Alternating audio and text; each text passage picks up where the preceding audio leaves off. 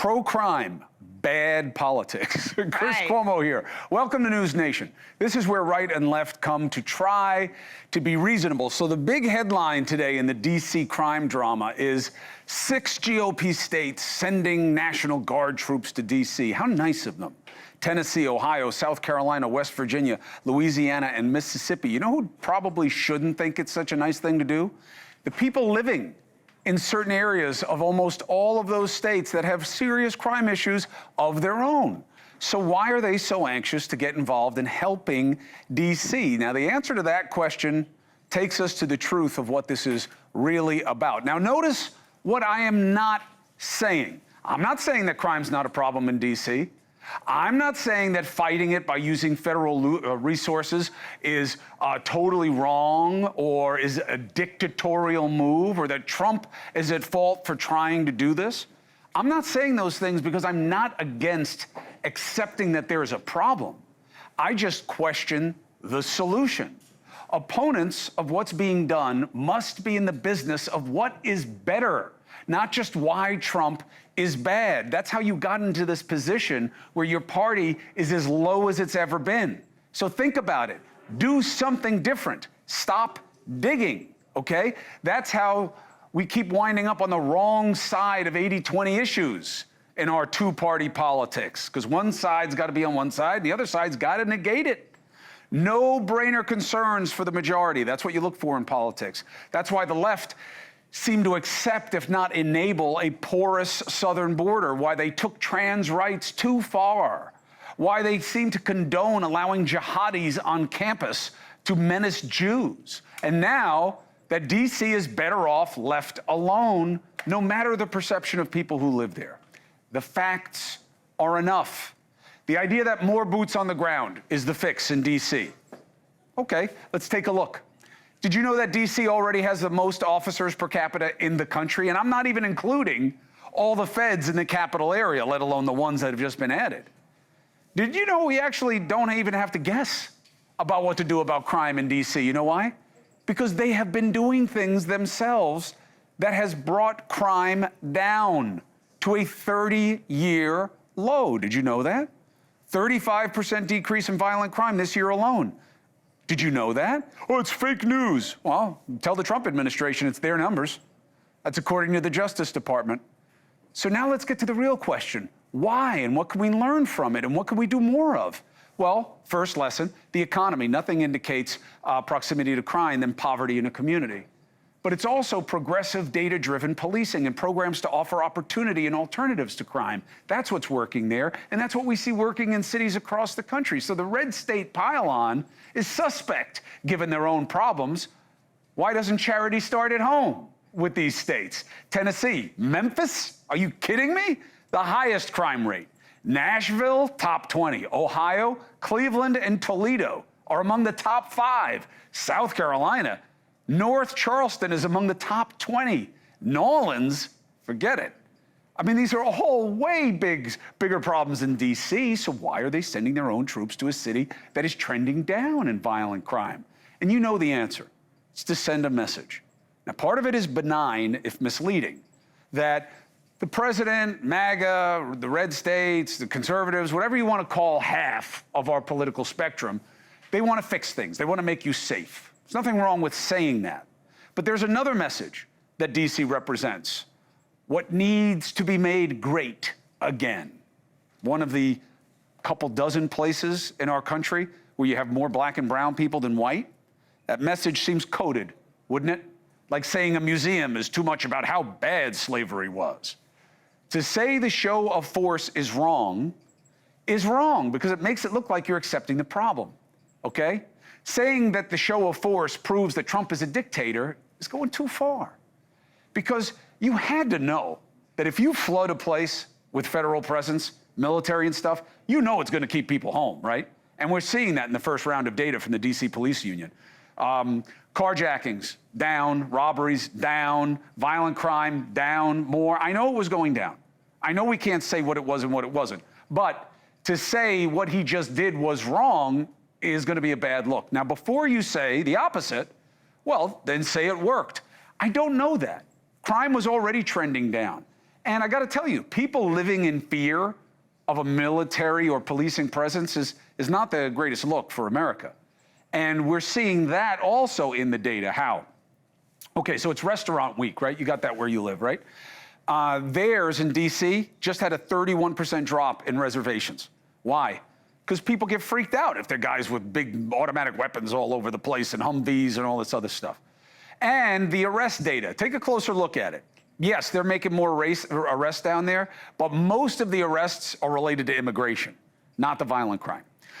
So the administration then sees this data, and what do? They call it fake news. Oh, so the data that's good for them is real, but the data that's bad for them is fake. Listen, that kind of nonsense adds to the trouble we have in society. It doesn't help us, okay? The point is, but, you know, Dems want to avoid looking like they're okay with the status quo on crime, okay? Because you have Democrats all over the country that are fighting crime in unique and effective ways. What they should be doing is showing that they have better ways to help than by invading with federal military presence. Like what?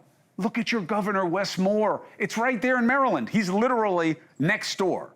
Baltimore, homicide rate is at a 50-year low. Why? Because they took a holistic approach and looked at violence as a public health problem. So it's semantics? No. It's about the ingredients that go into it.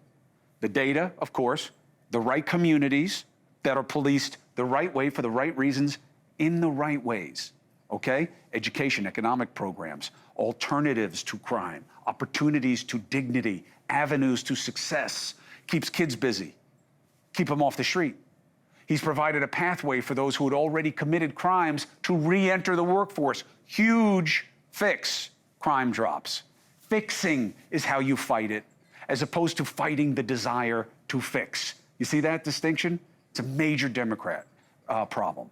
And that distinction, that difference of fighting the desire to fix it all versus having better fixes for your fight, that's why Democrats are at record lows of popularity. And let me tell you, I believe you guys are missing a huge opportunity with gerrymandering. Gerrymandering is a fundamental part of the fiasco, of the poison that is our two-party political system. This is why you have a 90% plus re-election rate for incumbents when they have under 35% approval. The solution is to break the party grip on the process. Fight for that. Die on that hill. Not if you can't beat them, join them. I am shocked by former President Obama. I've always respected more than anything else his measure, his sense of where to be. But this idea now is saying, yeah, California's doing the right thing, fight fire with fire. Why? What Trump is asking Texas to do is wrong. And it has not been done this way by Democrats or Republicans, let alone presidents, before. But how is the best answer to say fight fire with fire? I know Governor Newsom in California is getting good reactions from the left and the media for the moment by mocking Trump with all caps tweets and saying he changed and wants to rig his own election maps. That'll show him. So he changed to become more like what he used to oppose. Is that really what you want? May sound tough, I guess, but take it from a wannabe firefighter. The goal is to put fires out, not to add to them. There is a path to better through these midterms and for this country. Adding more fuel to the fire will only get more people burned. So, what are they doing in D.C.? What can we expect? And the spectacle is on full display, right? We had the VP today, J.D. Vance, and the Defense Secretary, Pete, the pull-up master, Hegseth, went to see the National Guards stationed at the main train station in D.C., Union Station. A lot of people don't love the presence, so you saw that in the reaction.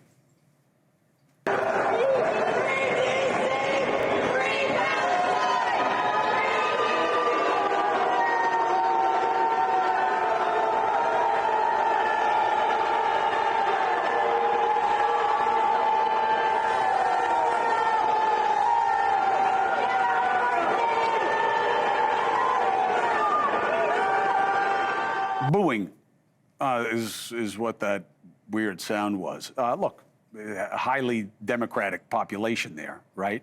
But also, I think there is reaction formation to the presence. And a lot of them also were the pro-Pal protesters. There was a lot of that there also, so it wasn't even about this issue. So let's stay on the issue and what's being done, what they believe works, and what we're going to see more of. Director of the U.S. Marshals Service, okay, is Director Serralta. He's coordinating the 16 different federal agencies that are involved. And I know that you don't define the mission, you execute it, and I appreciate you doing the work to try to keep Americans safer, and thank you for joining us. Thank you for having me, Mr. Cuomo. Thank you for having me.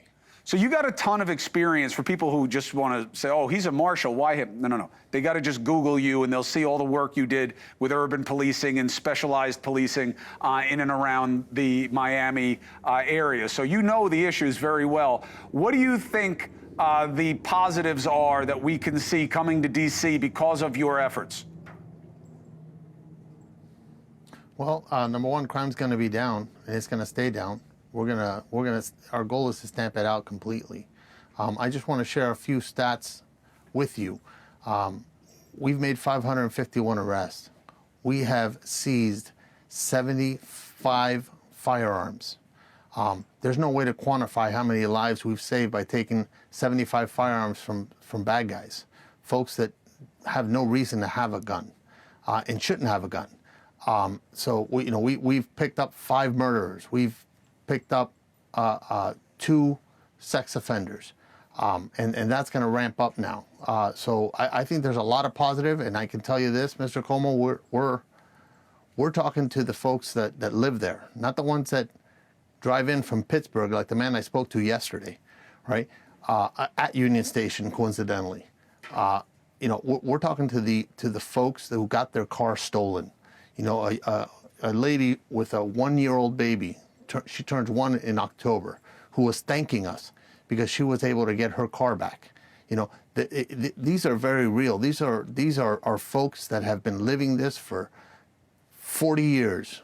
40 years of having to live in fear, and this is the capital of the United States. We should never accept that the capital of the United States is a location where you can get robbed, mugged, raped. That's just not acceptable. And, I hear you. And the law enforcement, I was going to say the law enforcement cadre that we have here is committed to making D.C. safe again. I have one stat question for you, but then I want to talk more macro about the policy involved. I hear you on the arrests, but am I right that a lot of those arrests are immigration related, aren't they? There's quite a few immigration arrests. I would say about half. 200, maybe right? a little more than 200. Yes, absolutely. But immigration is a crime. I mean, let's not fool each other. Yeah, but I don't think that you're meeting people on the streets in D.C. I don't even think you're meeting people on the streets in Miami, a place you know very well. So do I. Where they say, yeah, my biggest concern for my safety, despite everything that's in the media, especially on the right side of the spectrum, is illegal immigrants. They're worried about, the areas of crime that you understand much, much better, right? I mean, that's why there's a crime problem in D.C. at all. It's not illegal immigration. That's not a hub for that. Yeah, but 3 of the individuals that we've arrested are known gang members. Right. The Tren de Aragua and the Mara Salvatrucha, which is the MS-13. The worst. They're here, is what I'm trying to say. And we got 70 some odd, drug sellers. That's what's killing our people. Our team has saved 2 individuals utilizing Narcan. This city needs help. 100%. And it needs help. And President Trump sees that. President Trump sees that, and he acted on it, and I'm honored that he selected the United States Marshals Service to lead this effort with 20 other law enforcement agencies who are working together and networking and doing some really good work. I think the city is going to be better for it, and I think the citizens of D.C. are going to be very happy citizens going forward. When you look at where D.C. is, in terms of the crime profile of America, there are a lot of other cities you could argue you need to be in. Do you expect to see this role expanded? I mean, if that's what the president chooses, that's what we will do. However, I can tell you, no other city is the capital of a country. We have to remember that we go to other countries and the capital is clean. You know, there's not graffiti all over the place. That's going to be part of this operation is to clean up the city, literally clean up the city, not just of crime, but also of things that are disheveled, overgrown weeds and trees and graffiti all over the place, and some hateful stuff that's written on walls, and encampments of homeless folks, that need help. They need help, and we're working with the city officials to get them that help and move them on. I think it's a movement that is going to make this city a great place to live. Director Serralta, thank you very much for coming on and explaining it, and I appreciate you trying to make life better for the people in D.C. Thank you for having me. Appreciate you. All right. Stay safe. All right. Now, I want to bring in a couple of people and get the politics on this, right? Because, look, again, I like the politics of this issue. Addressing crime always works, and it should work. But is that all that this is about? D.C. resident, Democratic strategist Chuck Rocha, and conservative journalist who knows D.C. 100 times well, also knows the South very well, specifically Tennessee, Scottie Nell Hughes. It's good to have you both. So, Scottie, look, again, I think the Democrats, and Rocha doesn't do this, and people should know that. Not everybody of a party is the same. But, hey, don't try to do anything about crime is a bad look. And yet, is the president exposing himself to scrutiny by picking D.C. and talking about it in a way that a lot of other cities are worse? Chris, I think on this issue, once again, President Trump is playing chess while everyone else seems to be playing checkers, because there's no way you can lose when you are on the side of community safety and families. And I definitely don't want to be the political party that's aligning themselves with the criminals and violent crimes that are happening in any city, especially our nation's capital. I think when you look at this, you have to look at it from two perspectives. From the safety perspective, but also from the public image perspective. And considering we just had the largest gathering of world leaders in a short amount of time in Washington, D.C., I think the city was something our country could be proud of as all these leaders were driving down the street to get to the Capitol. So, Rocha, let me ask you, what do you do with this issue? What is the most positive way for Democrats to manifest? And then I want to change topics and talk to you guys about gerrymandering, but because I think it's the biggest missed opportunity in politics right now. But crime in D.C. is on the way down, especially in recent years, mostly because of local efforts in the economy. But it's not like it's heaven on earth there either. And the Democrat play is, this guy's a dictator. That's why he's doing this. He wants to do this all across the country. Is that the right move? The right move is to look into the camera and say, look, every city is imperfect. And is there crime in cities? Absolutely. Is there crime in D.C.? Absolutely. But you should let the citizens of D.C. figure out how to fix their crime. That's why crime's been on the way down. And I could call my congressman or call my senator, oh, wait, I live in Washington, D.C. and pay the same amount of taxes as all of you watching, and I don't get a congressman. I don't get a senator. So I can have a president roll the military through my town where I pay taxes right here on Capitol Hill. When I live in Ward 7 where there's actually some crime in my neighborhood, I haven't seen one single armed person. But I see them down at the Georgetown protecting Lululemon or at the at the train station because they want a photo up, because this is about the midterm elections. Democrats can do two things at the same time. You can say you're for law and order, you don't want criminals on our streets, but you also don't want military running down our streets. You're shaking your head, Scottie. Why? And yet the highest crime cities happen to be controlled by Democrat councils and Democrat police chiefs. So you can talk that, but because that's where most people live, for God's sake. There ain't no crime happening out on the farm because nobody lives there except for the dogs and the chickens, for God's sakes. I am not going to dismiss the majority of American people that don't live in urban areas just in saying that they live on a farm. They live in suburban areas and are good, God-fearing people. And I think ain't nobody talking about God. I'm talking about crime, sister. I'm talking about don't start putting one against the other, for God's sake. Well, we do have crime in our area, but our police can handle it. But that don't mean we don't believe in God. Give me a break. Your liberal lawmakers can't handle it within their cities, and the president had to step in. The liberal lawbreakers ain't in charge of shit. And put those We're in charge of nothing in Washington, D.C. We ain't got the House, the Senate, or the president. So don't pull that out either. Go study 1973 Home Rule Act. There's a reason Man, why. you got me there. I never went to this is college. set up I went for to a small Washington, town in East hold Texas, on, so hold you may have Hold that. on, Chuck, I can't hear what she's saying. So 1973, what are you talking about? The rule I'm that talking about the Home Rule Act and the Right. reason why, there was a reason why. Well, first of all, go back to why D.C. was established, and it wasn't established as a state Right. because they didn't want some state legislature who did not like what was going on Right. with our federal government not to be able to protect. Yeah, I don't the think that's the their government. problem. So there's reasons why our country was set up the way it was. Yeah, but that's not the issue. The issue is, what is this really about? And there are a lot of places that you could have picked where crime is worse than D.C. Yes, it is the seat of the capital, and that makes it special. I'll give you that. I give it to Serralta. It was a good point. But, Scottie, are they wrong when they look at this and say, MAGA, make America great again? What needs to be made great again? Places that are really brown and democratic? Is that what the problem is in this country? Is that the message this sends? Well, absolutely not, Chris. Let me just point out, President Trump is a president of law and order, and he can only legally do this in Washington, D.C. So therefore, if he's going to set the example for what governors need to do in some of these urban areas that have been plagued by crime to make these families and these communities safe, then maybe that's just what he's doing, and maybe it's a great example to set. Then you know what he should do? Temporarily. You know what he should do? And Chuck Rocha would like this? He should invite Wes Moore to the White House and to sit down with the states with the top 10 highest crime problems and look at the programs that he put into effect with, even though he's a warrior and he killed people for this country, he does not have National Guard on the streets. He didn't do that. He did programs that gave people opportunities so they didn't have to turn to crime. That's part of this also, and it happens to be what the remedy is for crime in the good book as well. Chuck Rocha, thank you very much for joining me. Scottie, Nell, Hughes, always a pleasure. We'll continue the conversation. 4 minutes and 35 seconds. Let's bring in the big man, Bill O'Reilly.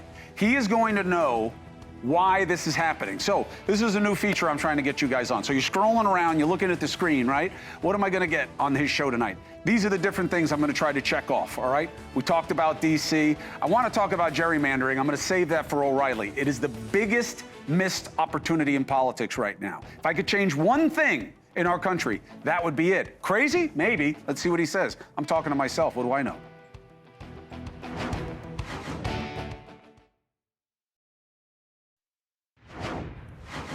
I wanted to bring in Bill O'Reilly. I think there are two big opportunities being missed here.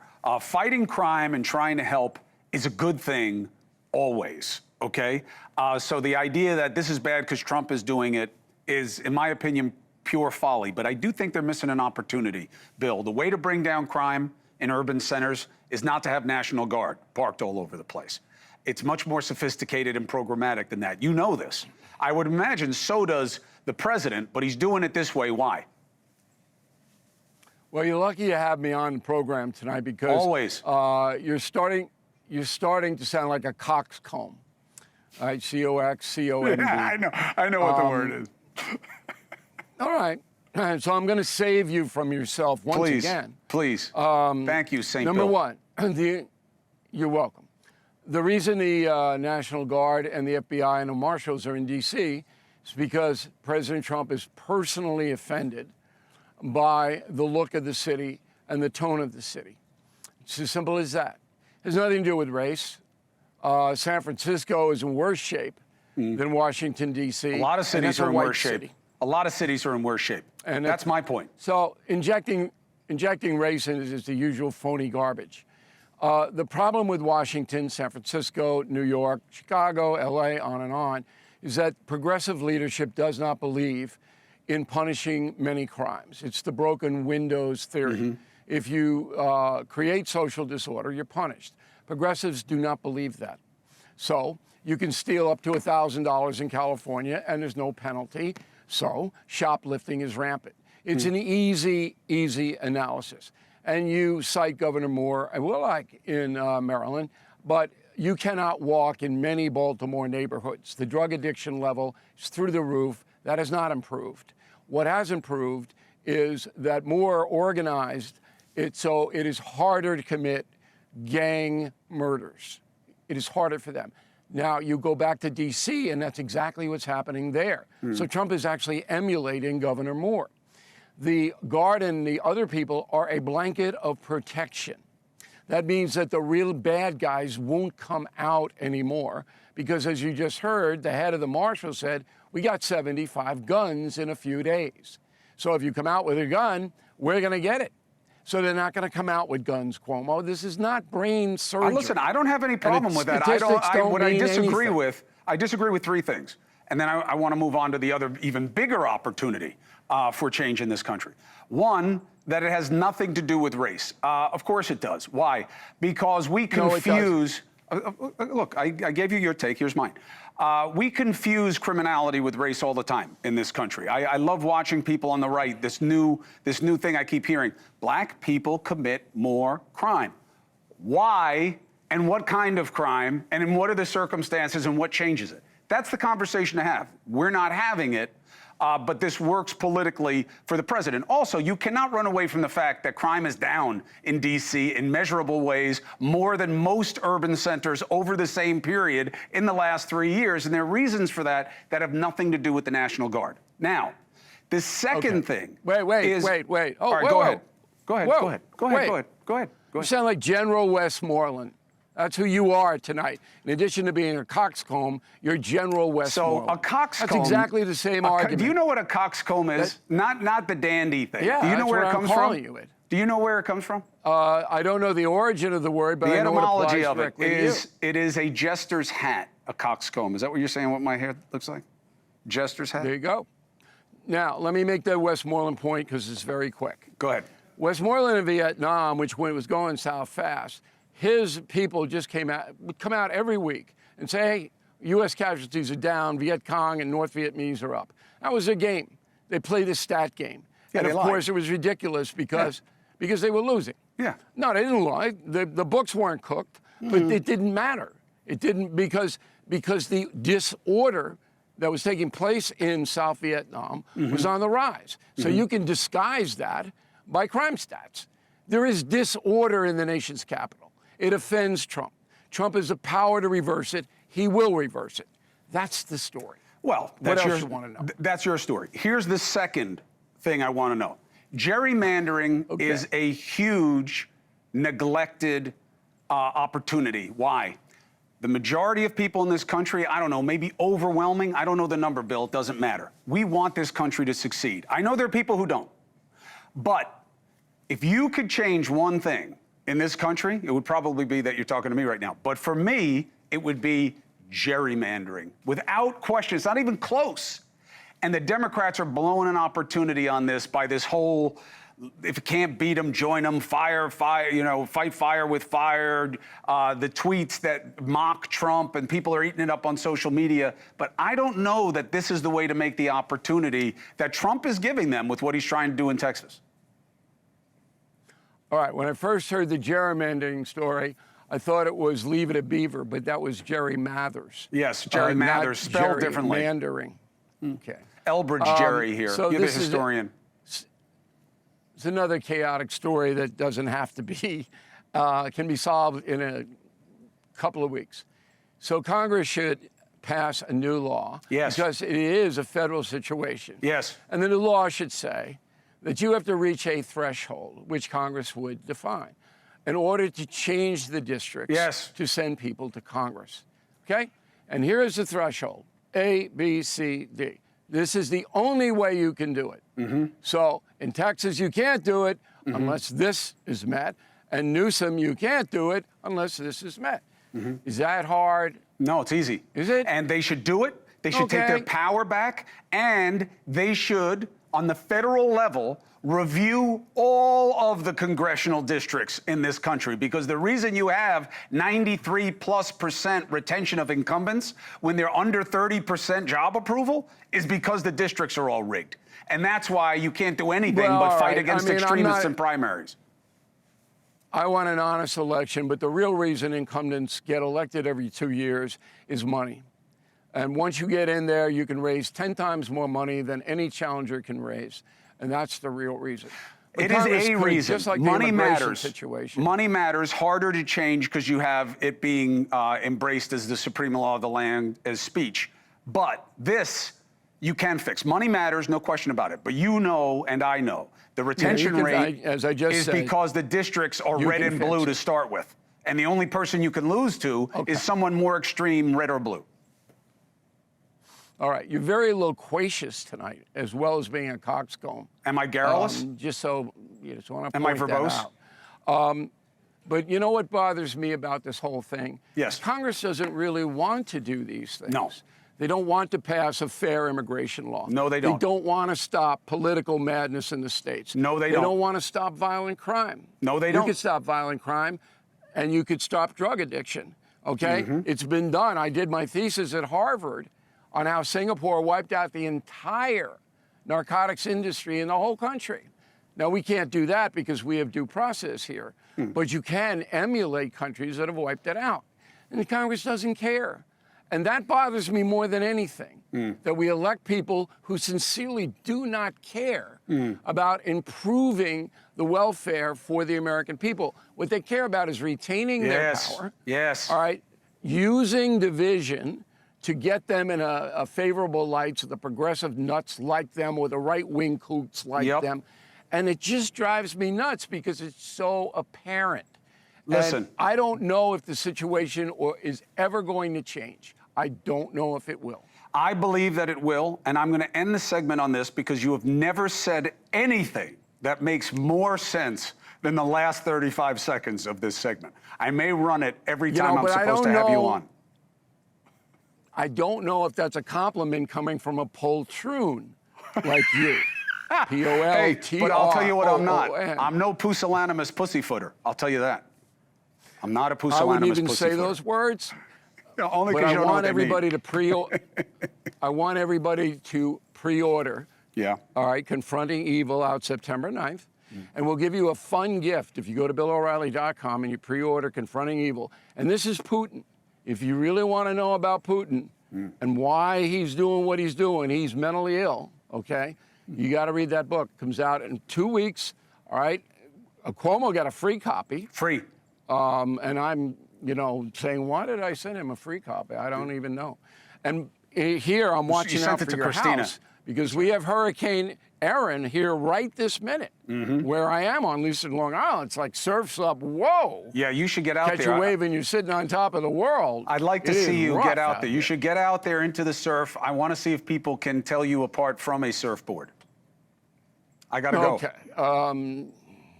Very good. Thanks for having me on. This one. Always a pleasure, Bill O'Reilly. I got to jump. Okay. Thank you very much. Coxcomb, garrulous, loquacious. I like it. A lot of sesquipedalia tonight on this show. 4 minutes and 30 seconds. What does that mean? Look it up in the break. 35 years behind bars. Are the Menendez brothers getting out? I don't think so. But in less than 24 hours, Eric's going to go before the parole board.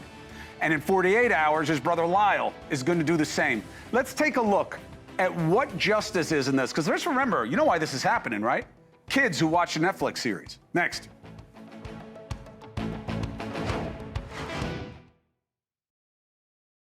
I want to get into Menendez, but I'm very tickled by how curious you guys are. Look it up yourself. Poltroon is not a real insult. Bill was using it. It means coward, but the word actually comes from Italian or all the Latin languages. Poltrone is somebody who's slow to want to do something.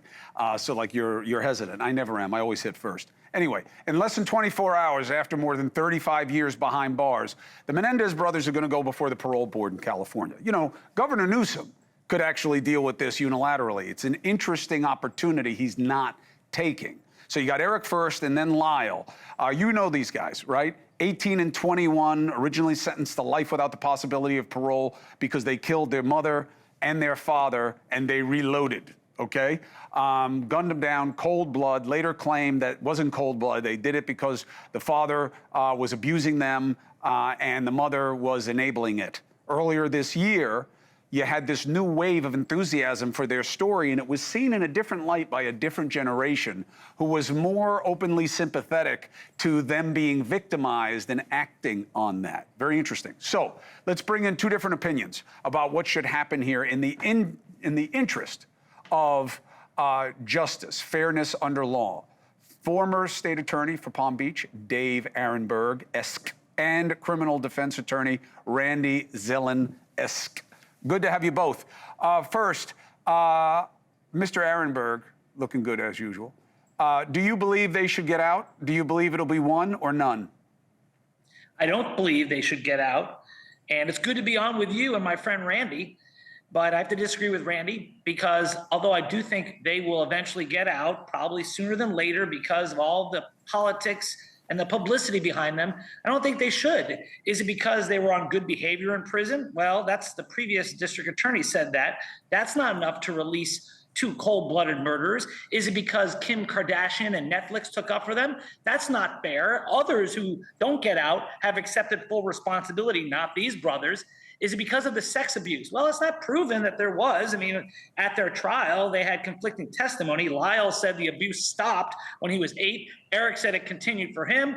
And then what about Kitty? As an enabler, that's why she deserved to die in cold blood when the brothers ran outside, reloaded, came back in and actually shot her in the head and then killed her after 10 bullets where it was so much blood, the cops thought it was a mob hit. So no, I don't believe they should be released. They got life in prison, to serve life in prison, so I'd be a no.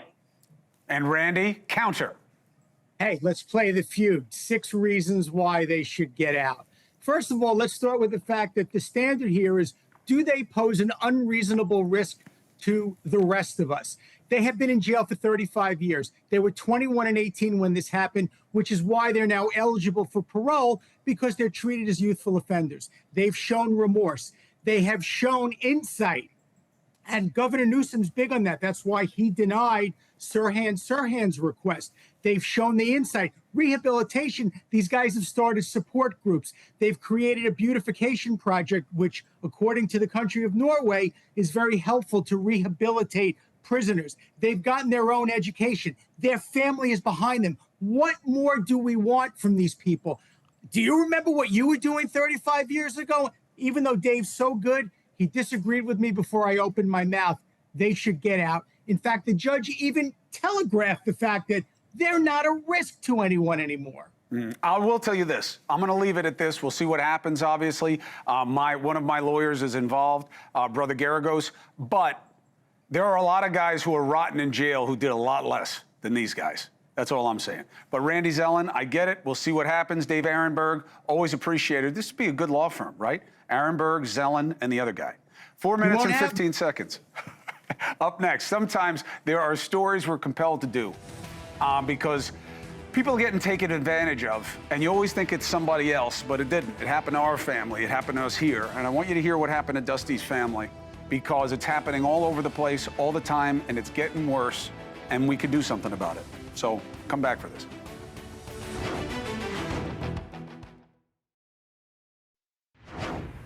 You know, you can't do something once when a problem persists. And we brought you a story a few weeks ago about one of the biggest bank scams out there, okay? And these crimes cost innocent people all over the world like $1 trillion a year, all right? Now, a lot of the victims, you know, are seniors because they don't have the same facility with how everyone is lying all the time on social media, okay? And they get duped into thinking they're helping people, and they get scammed, okay?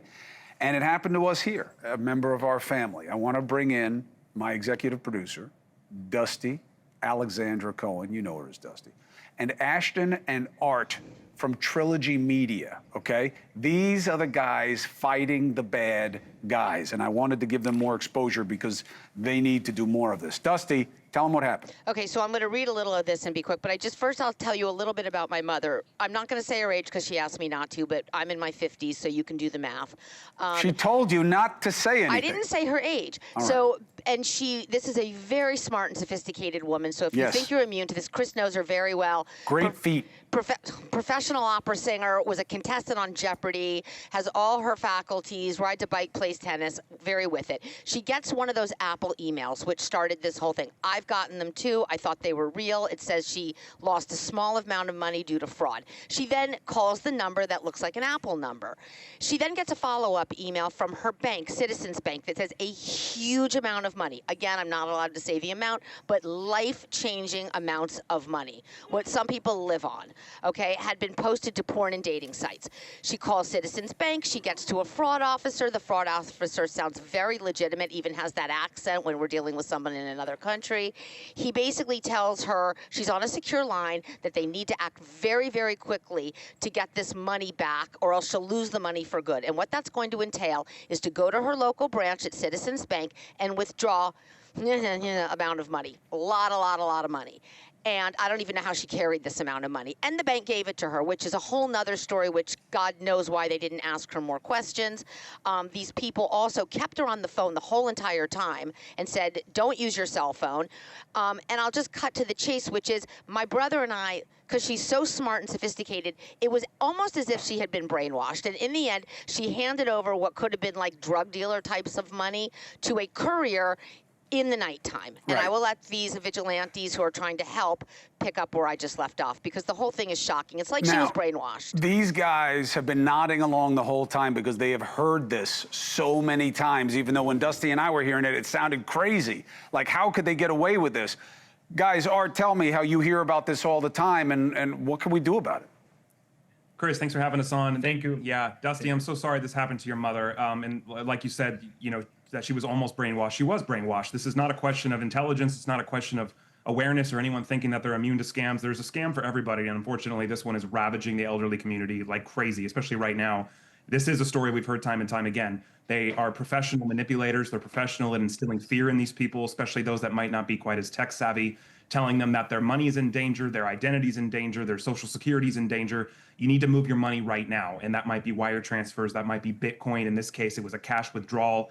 And going after these cash mules, which is who she encountered in the nighttime. They're all over the place. That even though these calls originate from overseas, there are cash mules here in the States. And in fact, we just finished a collaboration with the Baxter County Sheriff's in Arkansas. Sheriff's Department here in Arkansas is where we're at now. John Montgomery. Yep. We just put 3 of these cash mules in jail a couple of days ago. So law enforcement is finally starting to catch on and catch up, but we need more support. But unfortunately, this is a devastating scam. We try to do, and we try to assist to FBI, Homeland Security, any sheriff, LAPD, New York PD. And unfortunately, it's a lot of bureaucracy, a lot of politics involved. And we said, listen, it's affecting our elderly community. Enough is enough.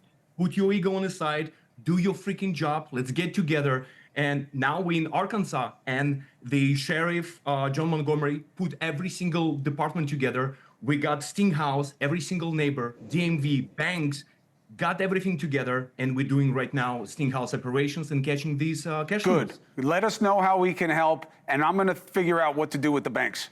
Because they got to do a better job of this also. Art, Ashton, thank you, fellas, very much. Appreciate what you're doing. Dusty, thank you for sharing. Her mother's got beautiful feet, by the way. Does not run in the family. Did not go all the way through. That's all I'll say. All right? That's all I'll say. We'll be right back. Leland Vittert with the baton. I don't know if I can take the baton, Chris. I'm still thinking about the foot joke with Dusty. Let me tell you something. The last time I saw feet like Dusty's, they were hanging upside down on a tree branch, all right? Her mother, great feet. Great feet. Thank you. My viewers appreciate that, too. We're hearing you now, and we're thinking about it later. Chris, have a great night. Thank you for watching. Subscribe below and download our News Nation app right now on your phone, and you will get fact-based, unbiased news for all Americans.